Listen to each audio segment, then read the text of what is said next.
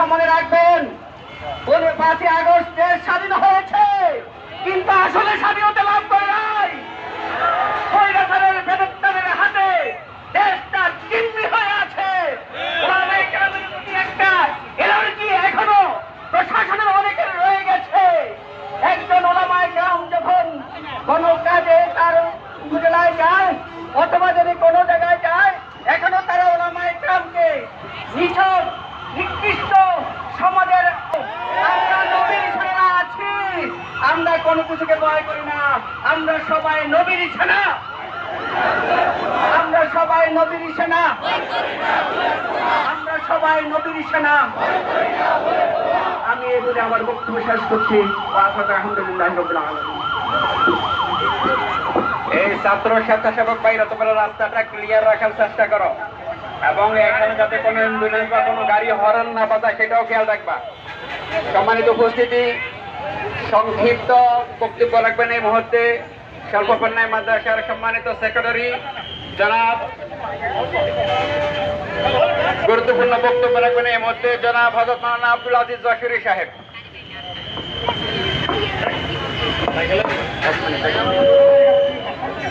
সম্মানিত হাজিরিন, আসসালামু আলাইকুম।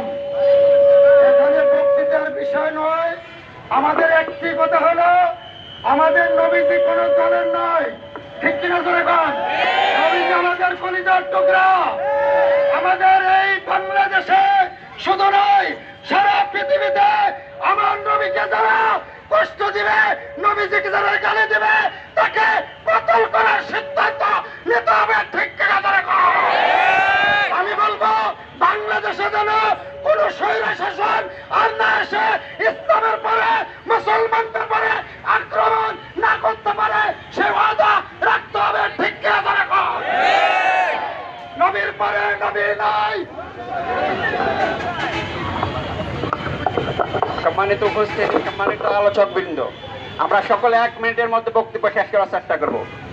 এই মুহূর্তে গুরুত্বপূর্ণ বক্তব্য পেশ করবেন গৌরীপুর বাজার কেন্দ্রীয় মসজিদের সম্মানিত ইমাম ও খতিব, হেফাজতে ইসলাম বাংলাদেশ গৌরীপুর ইউনিয়ন শাখার সম্মানিত সহসভাপতি জনাব হযরত মাওলানা মুফতি মাজহারুল ইসলাম সাহেব। আসসালামু আলাইকুম ওয়া রাহমাতুল্লাহি ওয়া বারাকাতুহু। সম্মানিত উপস্থিতি, আজকে আমাদের হৃদয় ভারাক্রান্ত। আমরা সকলেই জানি আমরা কি জন্য আজকে এখানে জড়ো হয়েছি এবং স্লোগান দিয়েছি। আল্লাহর হাবিব সাল্লাল্লাহু আলাইহি ওয়াসাল্লামের শানে